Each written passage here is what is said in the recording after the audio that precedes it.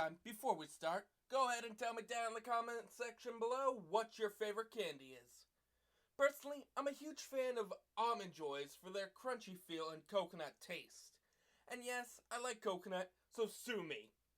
Because tonight, we will be taking a look at Dagashi Kashi. This is the story of a wannabe manga artist whose father wants him to take over their family candy shop, but he refuses, and his father employs the daughter of a well-known candy company to pursue him into taking over. Now on to my opinion. Let's face it, not many people like this anime, especially since it's literally just about candy. I mean, both Manu and First Name Last Name gave the show a 3 out of 10 because they found it very boring.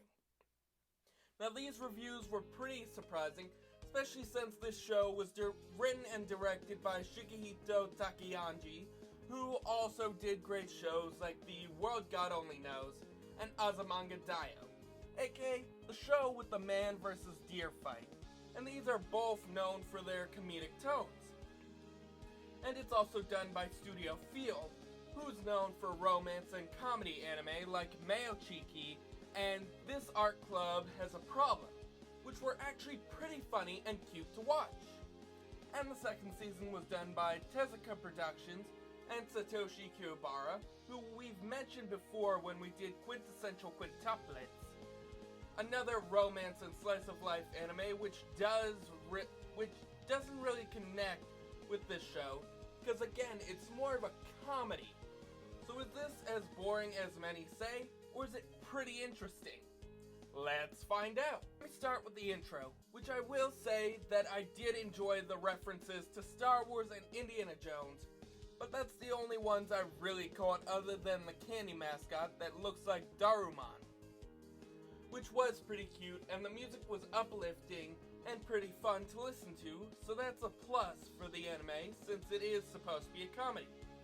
Now the outro is very similar in the sense that it is a mix of Alice in Wonderland and candy references, which was very creative, and the music keeps your blood pumping by continuing the excitement that the intro and the jokes provided during the show. And the same can be said for the intro and outro for the second season, but there was one thing that confused me. I was confused about the beach balls in the intro for the second season, because why beach balls? Why are they blowing them up and why are they sending them off? I don't get it. I also liked how they did a little trivia segment at the end, which I did claim I wanted during my review of Cautious Hero. Then again, I didn't really know what they were talking about because I'm not that interested in candy to want to know how it's made or how you should eat it. I mean, come on! Let us eat it the way we want to. We don't always have to do exactly what the companies want. So yeah, the music and visuals were great for the beginning and ending of both seasons.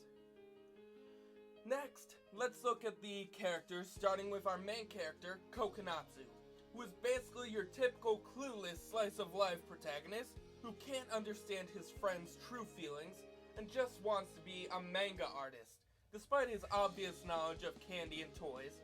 And he's voiced by Todd Haberkorn, who has played Hikaru from Ouran High School Host Club, another anime that we've done on here before, and Def the Kid from Soul Eater, who are honestly more creative than Coconuts over here, who seems more like a secondary character to the female lead.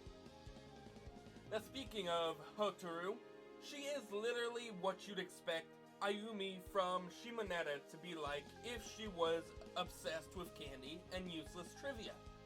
And that's because she's the comedy act of the series, and she's more eccentric than the rest of the characters, but she also sometimes seems to have the same brain as Yoshiko from Aho Girl, and Kokonatsu's friend To, who works as her unofficial partner in comedy during the show, because he's your usual laid-back best friend stereotype. Now To's sister, Seiya, is another story because some might say that she's your typical love interest, but during the show, it seems that she's more than that due to her amazing skills when it comes to playing games that she's never played before, you kind of root for her whenever you see all the effort she's put into spending time with coconuts. Other than she's pretty normal. There is also Kokonatsu's father and the woman that works for the shop during the second season, who don't really have that big of a purpose during the show other than to act as the awkward adults, and that's about it. I mean, you could have constructed better characters, and this show isn't even supposed to be a comedy. I mean, come on. And finally, the story, which for the first season, it honestly seemed all over the place due to how much the characters just wanted to talk about candy, or the few weird stories that Hotaru made up involving said candy, and there was also the problem of the characters usually mentioning that they had homework or they went to school, but we honestly only got to see them in a classroom during the second season. And that's on top of us always weirdly seeing Kokonatsu mostly working in the shop most of the seasons during the whole thing, and he completely forgets about his dream of becoming a manga artist until the very last few episodes, which just makes the story pretty sloppy. I mean, what were they thinking?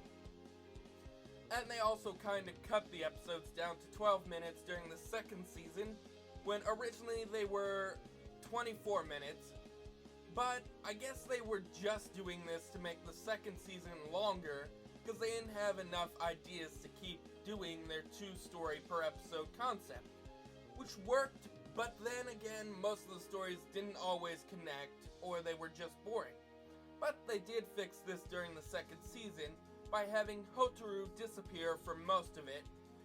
Really, the show spent most of its time spouting out trivia and making jokes instead of trying to give us a clear story, like most slice of life anime do, and plus, the show kinda seemed a bit empty due to the very little customers that the show actually had, which made me wonder, what was the point of putting the story in a store anyway?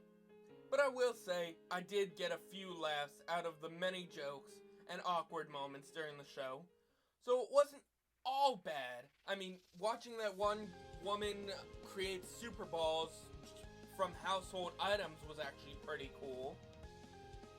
But I will say, I just feel they could have tried to do more than they did. I mean, this wasn't really a show. It was a bit too boring to be entertaining, so I get what everyone else was saying. But it was okay. So, yeah, the show was a bit bland, but it still works as a one-off show, which is why I'm giving it a 4 out of 10 for the weak story and the okay characters, but also because the story did make me laugh at times, the music was good, and I will say that some of the trivia was interesting. So I would recommend this to anyone just looking for something to pass the time with, or they're into food anime. So don't forget to like, comment, and subscribe to the channel, and we'll see you guys next week. So don't forget the Dagashi.